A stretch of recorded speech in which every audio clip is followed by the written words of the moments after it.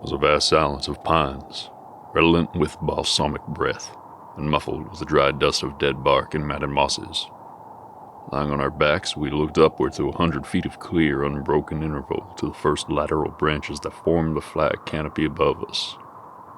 Here and there the fierce sun, from whose active persecution we had just escaped, searched for us through the woods, but its keen blade was dulled and turned aside by intercostal boughs, and its brightness dissipated in nebulous mists throughout the roofing of the dim brown aisles around us. We were in another atmosphere, under another sky, indeed, in another world than the dazzling one we had just quitted. The grave silence seemed so much a part of the grateful coolness that we hesitated to speak, and for some moments lay quietly outstretched on the pine tassels where we had first thrown ourselves. Finally, a voice broke the silence. "Ask old Major, he knows all about it." The person here alluded to under that military title was myself. I hardly need explain to any Californian that it by no means followed that I was a major, or that I was old, or that I knew anything about it, or indeed what it referred to. The whole remark was merely one of the usual conventional feelers to conversation, a kind of social preamble, quite common to our slangy camp intercourse. Nevertheless, as I was always known as the Major, perhaps for no better reason than that the speaker, an old journalist, was always called Doctor, I recognized the fact so far as to kick aside an intervening saddle, so that I could see the speaker's face on a level with my own, and said nothing. "About ghosts," said the doctor, after a pause which nobody broke or was expected to break. "Ghosts, sir. That's what we want to know. What are we doing here in this blanketed old mausoleum of Calaveras County, if it isn't to find out something about him, eh?" Nobody replied. "There's a haunted house at Cave City. Can't be more than a mile or two away, anyhow. Used to be just off the trail." A dead silence. The doctor, addressing space generally. "Yes, sir. It's a mighty queer story." Still the same reposeful indifference. We all knew the doctor's skill as a raconteur, and we all knew that a story was coming, and we all knew that any interruption would be fatal. Time and time again, in our prospecting experience, at a word of polite encouragement, a rash expression of interest, or even a too eager attitude of silent expectancy, brought the doctor to a sudden change of subject. Time and time again, we have seen the unwary stranger stand amazed and bewildered between our own indifference and the sudden termination of a prosing anecdote through his own unlucky interference. So we said nothing. The judge, another instance of arbitrary nomenclature, pretended to sleep. Jack began to twist a cigarrito. Thornton bit off the ends of pine needles reflectively. "Yes, sir," continued the doctor, coolly resting the back of his head on the palm of his hands. "It was rather curious, all except the murder. That's what gets me. For the murder had no new points, no fancy touches. No sentiment, no mystery. It was just one of the old-style subhead paragraphs. Old-fashioned miner scrubs along on hardtack and beans and saves up a little for money to go home and see relations. Old-fashioned assassin sharps up a knife. Old-style loads old flintlock, brass-mounted pistol. Walks in an old-fashioned miner one dark night. Sends him home to his relations away back several generations and walks off with the swag. No mystery there. Nothing to clear up. Subsequent revelations only impertinence. Nothing for any ghost to do who meant business. More than that, over 40 murders, same old kind committed every year in Calaveras, and no spiritual post obits coming due every anniversary. No assessments made on the peace and quiet of the surviving community. I'll tell you what, boys, I've always been inclined to throw off on the Cave City ghost for that one.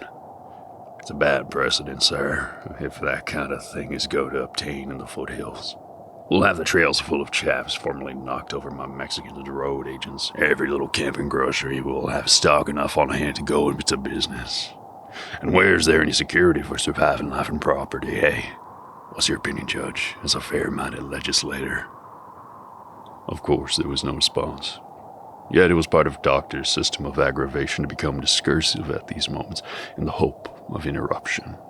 And he continued for some moments to dwell on the terrible possibility of state of affairs in which a gentleman could no longer settle a dispute with an enemy without being subjected to succeeding spiritual embarrassment. But all this digression fell upon apparently inattentive ears. Well, sir, after the murder, the cabin stood for a long time deserted and tenantless. Popular opinion was against it. One day a ragged prospector, savage with hard labor and harder luck, came to the camp, looking for a place to live and a chance to prospect. After the boys had taken his measure, they concluded that he'd already tackled so much in the way of difficulties that a ghost, more or less, wouldn't be much of account. So they sent him to the haunted cabin. He had a big yellow dog with him, about as ugly and savage as himself. And the boys sort of congratulated themselves from a practical viewpoint that while they were giving the old ruffian a shelter, they were helping in the cause of Christianity against ghosts and goblins. They had little faith in the old man, but their whole pile on that dog. That's where they were mistaken. The house stood almost 300 feet from the nearest cave, and on dark nights, being in a hollow, was as lonely as it had been on the top of Shasta. If you ever saw that spot where there was just moon enough to bring out the little surrounding clumps of chaparral until they looked like crouching figures, and make the bits of broken quartz glisten like skulls, you'd begin to understand how big a contract that man and that dog undertook. They went into possession that afternoon, and old Hard Times set out to cook his supper. When it was over, he sat down by the embers and lit his pipe, the yellow dog at his feet. Suddenly, rap, rap, comes from the door. Come in, says the man gruffly. Rap again. Come in and be damned to you, says the man, who has no idea of getting up to open the door. But no one responded. And the next moment, smash goes the only sound pane in the only window. Seeing this, the old Hard Times gets up with the devil in his eye and a revolver in his hand, followed by the yellow dog, with every tooth showing, swings open the door. No one there. But as the man opened the door, the yellow dog that had been so chipper before suddenly begins to crouch and step backward, step by step, trembling and shivering, and at last crouches down in the chimney without even so much as looking at his master. The man slams the door shut again, but there comes another smash. This time it seems to come from inside the cabin. And it isn't until the old man looks around and sees everything quiet that he gets up without speaking and makes a dash for the door and tears round outside the cabin like mad, but finds nothing but silence and darkness. Then he comes back swearing and calls the dog, but that great yellow dog that the boys would have staked all their money on is crouching under the bunk, has to be dragged out like a coon from a hollow tree, and lies there, his eyes staring from their sockets, every limb and muscle quivering with fear, and his very hair drawn up on its bristling ridges. The man calls him to the door. He drags himself up a few steps, stops, sniffs, and refuses to go farther. The man calls him again with an oath and a threat. Then what does that yellow dog do? He crawls edgewise to the door, crouching himself against the buck till he's flatter than a knife. Then halfway he stops. And that damned yellow dog, he begins to walk gingerly, lifting each foot up in the air, one after the other, still trembling in every limb. Then he stops again. Then he crouches, then he gives one little shuddering leap, not straight forward, but up, clearing the floor about 6 inches, as if over something, interrupted the judge, hastily lifting himself up on his elbow. The doctor just stopped instantly. "Won't," he said coolly to one of the Mexican packers. "Quit fooling around with that riata. We'll have that stake out and that mule loose in another minute. Come over this way." The Mexican turned a scared white face to the doctor, muttering something, and let go of the deerskin hide. We all upraised our voices with one accord. The judge, most penitently and apologetically, implored the doctor to go on. "I'll shoot the man who interrupts you again," added Thornton persuasively. But the doctor, with his hands languidly under his head, had lost his interest. Well, the dog ran off into the hills, and neither the threats nor cajoleries of his master could ever make him enter the cabin again. Next day, the man left at camp. "What time is it? Getting on to sundown, ain't it? Keep off my leg, will you, damn greaser, and stop stumbling around down there. Lie down." But we knew that the doctor had not completely finished his story, and we waited patiently for the conclusion. Meanwhile, the old gray silence of the woods again asserted itself, but shadows were now beginning to gather in the heavy beams of the roof above, and dim aisles seemed to be narrowing and closing in around us. Presently, the doctor recommenced lazily, as if no interruption had occurred. "As I said before, I never put much faith in that story, and I shouldn't have told it. For a rather curious experience of my own. It was in the spring of '62, and I was one in a party of 4 coming up from O'Neill's when we had been snowed up. It was awful weather. The snow had changed to sleet and rain after we crossed the divide, and the water was out everywhere. Every ditch was a creek, every creek a river. We had lost 2 horses on the North Fork. We were dead beat off the trail and sloshing around, with night coming on and the level hell like shot in our faces. Things were looking bleak and scary when, riding a little ahead of the party, I saw a light twinkling in the hollow beyond. My horse was still fresh and calling out to the boys to follow me and bear for the light. I struck out for it. In another moment, I was before a little cabin that half burrowed in the black chaparral. I dismounted and rapped at the door. There was no response. I then tried to force the door, but it was fastened securely from within.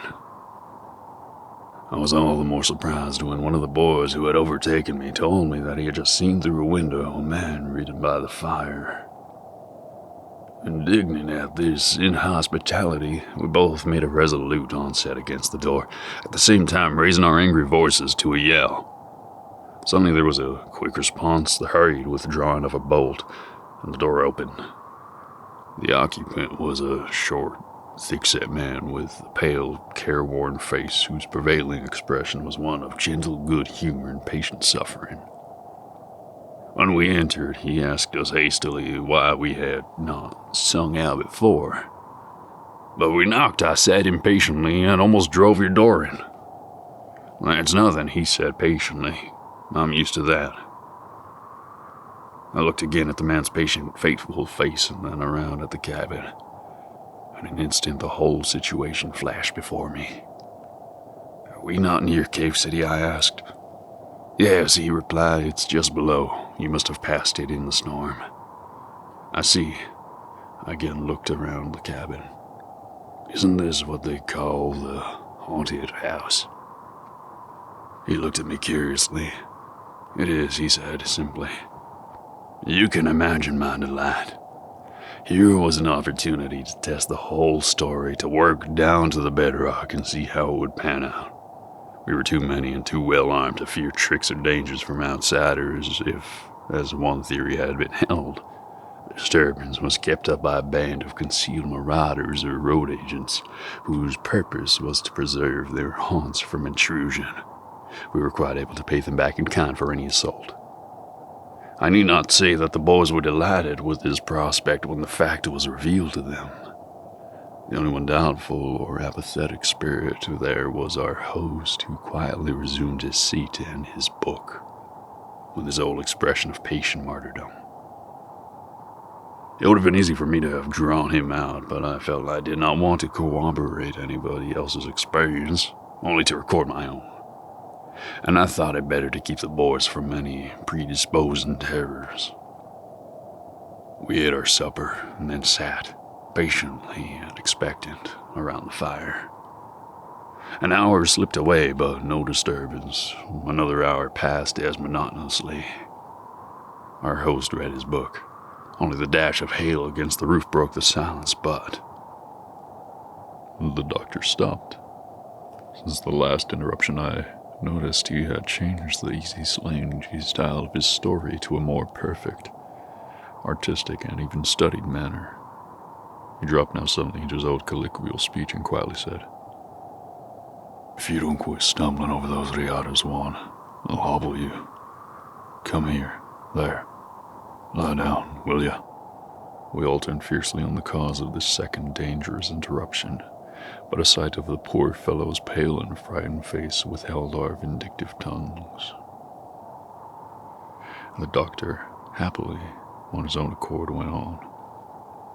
"But I'd forgotten that it was no easy matter to keep these high-spirited boys bent on a row in decent subjection, and after the third hour passed without a supernatural exhibition, I observed from certain winks and whispers that they were determined to get up in indications of their own. In a few moments, violent rappings were heard from all parts of the cabin. Large stones, adroitly thrown up the chimney, fell with a heavy thud on the roof. Strange groans and ominous yells seemed to come from the outside, where the interstices between the logs were wide enough. Yet through all this uproar, our host sat still and patient, with no sign of indignation or reproach upon his good-humored but haggard features. Before long it became evident that this exhibition was exclusively for his benefit. Under the thin disguise of asking him to assist them in discovering the disturbers outside the cabin, those inside took advantage of his absence to turn the cabin topsy-turvy.